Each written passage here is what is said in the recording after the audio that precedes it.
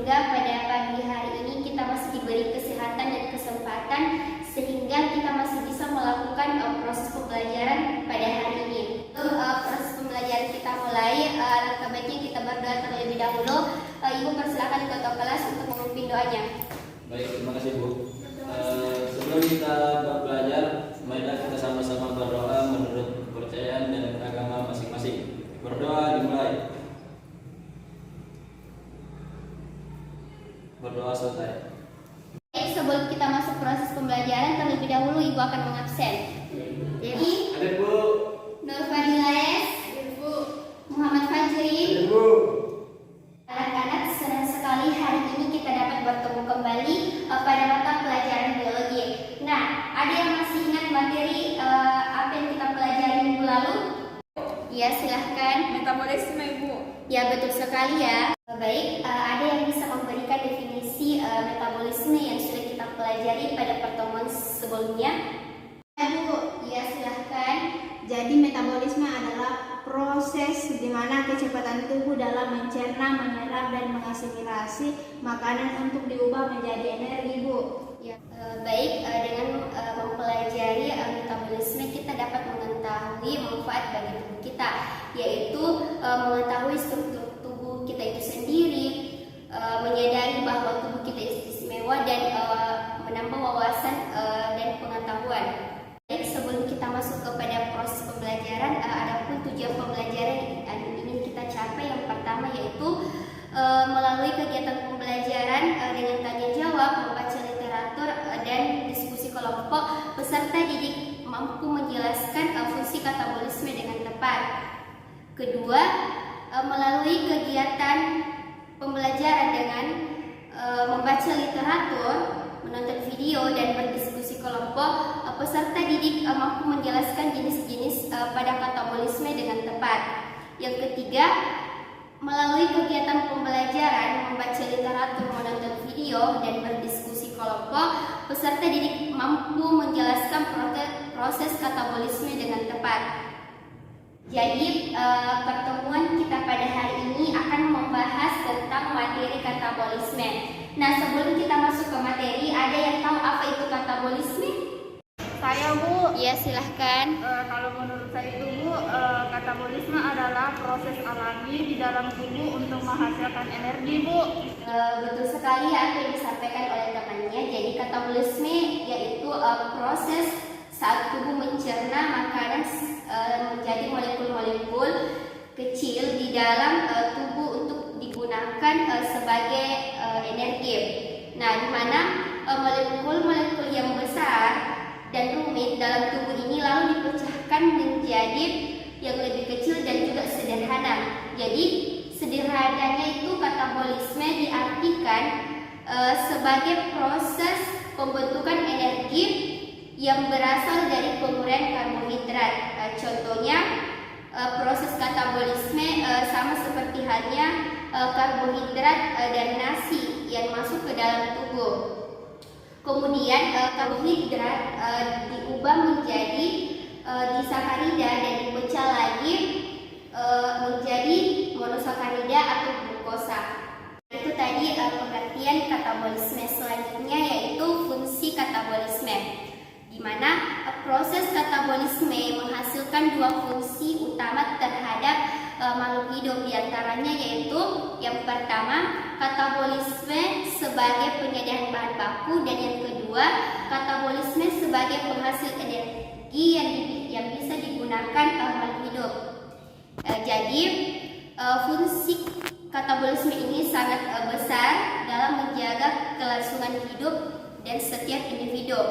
Tanpa adanya katabolisme, maka protein, lipid, dan glukosa tidak akan bisa memanfaatkan dalam kehidupan. Jadi, Ibu akan memberikan kalian tugas mengenai fungsi-fungsi katabolisme dan proses katabolisme. Di mana Ibu akan membagi kalian ke dalam dua kelompok, di mana kelompok satu itu akan membahas fungsi-fungsi katabolisme dan kelompok dua itu akan membahas proses katabolisme. Jadi Ibu persilahkan untuk membentuk masing-masing kelompoknya.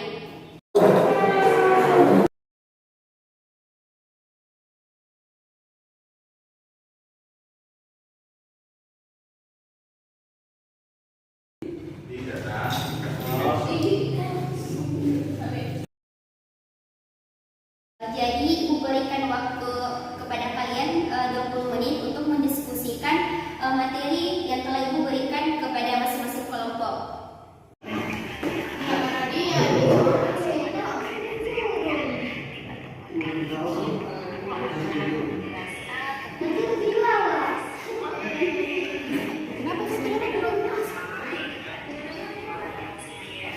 Silakan masing-masing kelompok untuk mempresentasikan hasil diskusinya. Saya persilakan kelompok 1 untuk mempresentasikan hasil diskusinya. Baiklah, kami dari kelompok 1 akan mempresentasikan hasil diskusi kami, yaitu jenis-jenis katabolisme. Katabolisme dibedakan menjadi 2 jenis, diantaranya yaitu katabolisme karbohidrat, kedua katabolisme lemak dan protein. Di mana katabolisme karbohidrat yaitu proses pemecahan molekul-molekul karbohidrat saat terjadi pencernaan makanan. Saat pencernaan karbohidrat, molekul kompleks di polisakarida akan diuraikan menjadi molekul karbohidrat sederhana atau monosakarida. Proses pencernaan tersebut akan berlangsung secara enzimatis atau dibantu oleh enzim. Pada saat perombakan karbohidrat tersebut nantinya akan menghasilkan energi. Yang kedua itu katabolisme lemak dan protein. Katabolisme lemak menjadi salah satu sumber energi bagi tubuh, bahkan kandungan energinya paling tinggi di antara sumber energi lain, yaitu sebesar 9 kekal atau gram perombakan lemak dimulai saat lemak berada di dalam sistem pencernaan makanan. Lemak akan dirombak menjadi asam lemak dan gliserol. Kedua yaitu katabolisme protein. Protein merupakan biomolekul yang tersusun dari asam-asam amino. Meski protein bukan sumber energi utama bagi tubuh. Hasil diskusi kami selanjutnya diserahkan kepada Ibu. Presentasi dari kelompok 1. Selanjutnya saya persilakan kelompok 2 untuk mempresentasikan hasil diskusinya. Baik, terima kasih atas kesempatan yang telah diberikan kepada kelompok kami. Kami dari kelompok 2 akan mempresentasikan hasil diskusi kami tentang proses katabolisme. Nah, proses katabolisme terbagi menjadi 4, yaitu yang pertama glikolisis, yang kedua siklus asam sitrat, dan yang ketiga deaminasi oksidatif, dan yang terakhir pemecah lemak atau lipolisis. Yang pertama ada glikolisis. Glikolisis adalah proses katabolisme yang sangat penting karena merupakan proses yang memecah gula, misalnya glukosa, menjadi pirufat bersama dengan produksi ATP dan NADH. Yang kedua ada siklus asam sitrat, juga dikenal sebagai siklus Krebs. Siklus asam sitrat menggunakan beberapa produk glikolisis untuk produksi. Energi lebih lanjut dimulai dengan molekul pirufat. Yang ketiga ada deaminasi oksidatif, ketika datang untuk memecah protein dan asam amino dan mengakses energi di dalamnya. Proses yang kurang dikenal disebut deaminasi oksidatif diperlukan. Protein biasanya dipecah dan digunakan sebagai substrat untuk pengembangan molekul lebih lanjut atau proses anabolik. Dan yang terakhir, pemecah lemak atau lipolisis. Memecah simpanan lemak trigliserida yang disimpan dalam jaringan adipose adalah cara lain untuk menghasilkan energi. Mungkin sekian dari kelompok kami. Karena diskusi kelompok telah selesai, Ibu memberikan kalian proses tanya jawab di mana kelompok 1 akan bertanya kelompok 2 dan kelompok 2 akan bertanya kelompok 1. Saya persilakan kelompok 1 untuk bertanya kepada kelompok 2. Baiklah, saya perwakilan dari kelompok 1 akan mengajukan pertanyaan ke kelompok 2. Pertanyaannya yaitu senyawa apa yang diubah dipecah pada proses glikolisis tersebut? Itulah pertanyaan kelompok 1. Saya persilakan kelompok 2 untuk menjawab pertanyaan dari kelompok 1. Terima kasih atas kesempatan yang diberikan oleh Ibu. Jadi saya akan menjawab pertanyaan dari kelompok 1, yaitu pertanyaannya senyawa apa yang diubah dipecah pada proses glikolisis tersebut. Jadi jawabannya yaitu glikolisis merupakan tahap awal dalam proses respirasi aerob, di mana pada tahap ini satu molekul glukosa akan dipecah menjadi 2 molekul asam pirufat, 2 senyawa NADH dan 2 ATP. Sekian dari saya berikan kepada Ibu. Itu tadi jawaban dari kelompok 2. Bertanya saya persilakan kelompok 2 untuk bertanya kepada kelompok 1. Baik, pertanyaan saya yaitu berapa ATP yang dihasilkan katabolisme lemak dan katabolisme protein. Terima kasih kepada kelompok 2 atas pertanyaan telah diberikan. Saya persilahkan kelompok 1 untuk menjawab pertanyaan dari kelompok 2.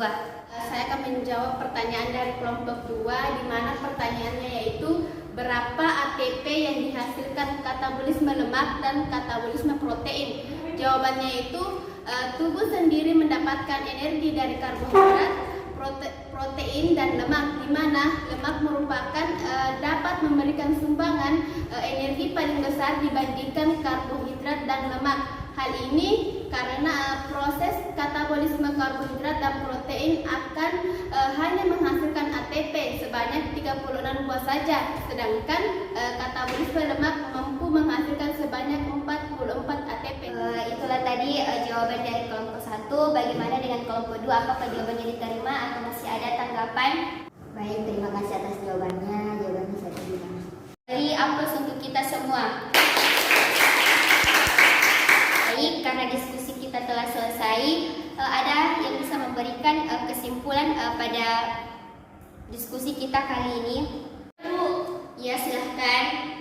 Jadi kesimpulan pada materi hari ini yaitu proses katabolisme menghasilkan dua fungsi utama terhadap makhluk hidup. Di antaranya yaitu katabolisme sebagai penyedia bahan baku, katabolisme sebagai penghasil energi yang bisa digunakan makhluk hidup.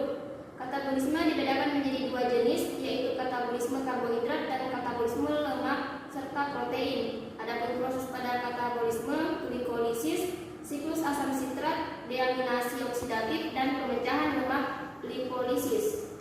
Jadi kesimpulan yang disampaikan oleh temannya tadi itu sudah mencakup materi kita pada hari ini. Jadi katabolisme adalah proses ketika tubuh mencerna makanan menjadi molekul-molekul yang lebih sederhana untuk digunakan sebagai energi.